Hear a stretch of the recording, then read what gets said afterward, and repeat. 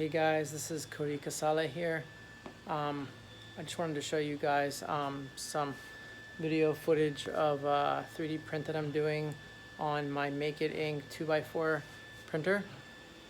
This is part 2 of a front lip spoiler that I'm printing the second half.